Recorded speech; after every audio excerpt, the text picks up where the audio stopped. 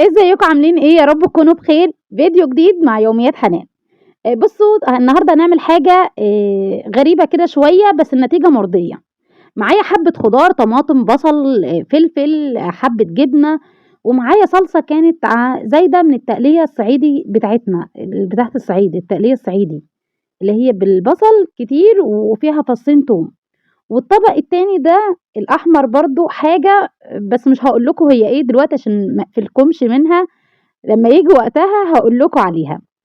وده لبن، بس لبن قاطع، يعني لبن مش طازه، اللي هو بيجبن. عارفين لما اللبن يقطع كده يبوظ؟ هو اللبن ده مش هنرميه طبعا، ده كويس جدا زي الشرش كده بتاع الجبنه.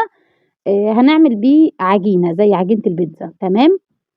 جبنا بقى حبه دقيق، 2 كيلو دقيق او ايا كان، حتى لو كيلو واحد دقيق، بس انا عشان عامله كميه كبيره حطيت عليهم معلقتين خميره ورشه ملح ومعلقه سكر، ونزلت باللبن اللي هو مش عارفه اقول عليه بايظ ولا اقول عليه ايه. اللبن عامه، زي ما قلت لكم احنا عندنا في الصعيد بنقول عليه لبن قاطع. عجنت العجينه دي وسبتها تختمر، وجهزت الخضار بتاعي. تمام. والطبق ده اللي انا قلت لكم عليه، اللي هي الصلصه الحمراء زي صلصه البيتزا كده، بس دي تقليه صعيدي. تمام.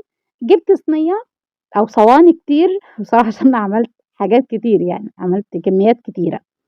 العجينه طبعا دي عجينه بيتزا عاديه، صواني بيتزا عاديه، مفيش اي مشاكل. هنا الفكره في ايه؟ الفكره اني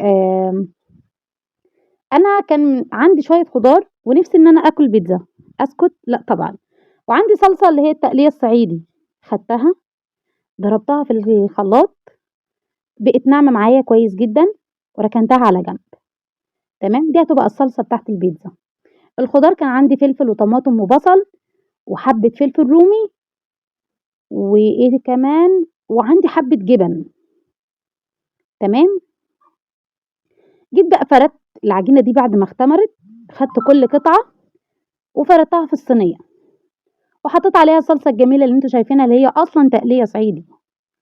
تمام. تمام لحد كده. نسكت؟ لا طبعا. اهم حاجه ما تنسونيش في اللايك الجميل بتاعكم، وكومنت حلو كده يحفزنا، علشان الفيديو ده محتاج ان هو يوصل بجد. عايزه اقول لك، لو اولادك طلبوا منك بيتزا اعمليها بكل حاجه موجوده عندك في البيت، اي حاجه موجوده عندك.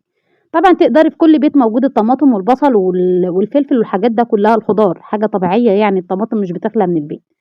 تمام. انت لو حبيتي تعملي الصلصه وما عندكيش تقليه صعيدي ولا اي صلصه، تقدري ان انت بطماطميتين بس وفصين توم مهروسين، 2 بس، ومعلقه خل هتشوحيهم على النار، وتنزلي بمعلقه الخل، تحط عليه الطماطميتين بعد ما تبشريهم او تعصريهم في الخياط، ايا كان، وتقصر شويه على البوتاجاز تتسبك، بقت صلصه.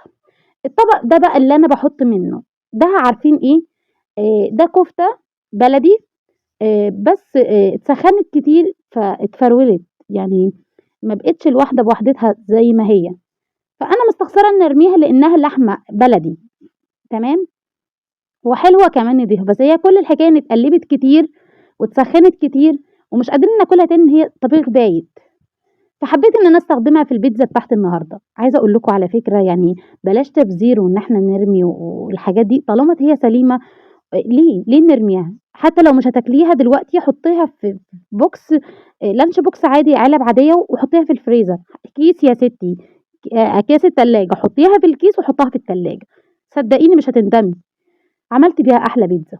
صحتين وهنا. متنسونيش في لايك.